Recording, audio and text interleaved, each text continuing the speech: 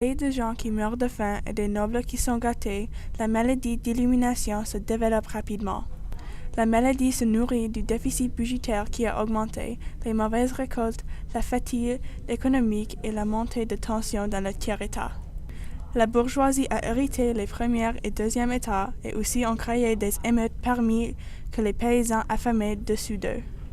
Roi Louis XVI a mis à la porte le tiers-État et des États généraux et en réponse, le tiers-État a créé l'Assemblée nationale qui voulait l'égalité, éventuellement la création du serment du corps de tennis.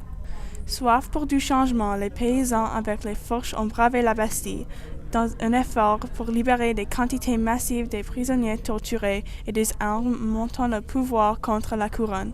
Mais la récompense était petite, seulement 7 prisonniers étaient sauvés. Ils ont créé la Déclaration des droits de l'homme et du citoyen en donnant à tous les hommes la liberté et la restitution punition que les dirigés ne pouvaient pas approuver donnant une cause. Les femmes de la France ont souhaité cette égalité aussi bien et elles étaient furieuses au premier et deuxième État et en plus Marie-Antoinette pour ses dépenses somptuaires, alors ils n'ont pas même assez de nourriture pour manger sur une base quotidienne. Les femmes déchirent et détruisent Versailles et aussi la belle chambre de Marie-Antoinette. Louis XVI forçant sa femme gâtée de vivre à Paris où il ne peut pas cacher derrière ses morceaux d'or et de l'ignorance.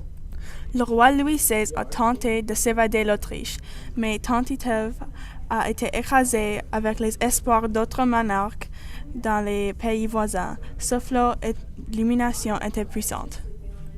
L'Assemblée nationale a commencé à se diviser en deux groupes, les radicaux qui voulaient un changement extrême et les royalistes qui étaient fatigués de toutes les réformes.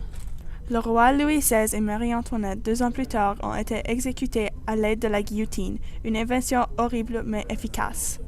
Maximilien Robespierre est devenu le leader du groupe radical connu sous le nom des Jacobins et a voulu accélérer la révolution. Il a envoyé des milliards de personnes, même des enfants, à la guillotine parce qu'ils étaient soupçonnés de ralentir la révolution.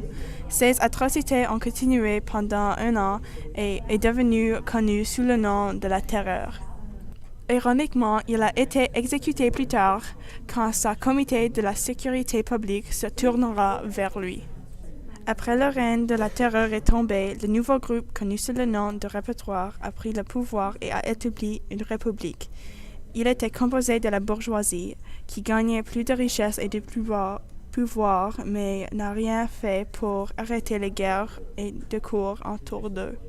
Dans l'esprit de la plupart des civils, le héros était Napoléon Bonaparte, un fort militaire qui a été la lutte contre les pays voisins.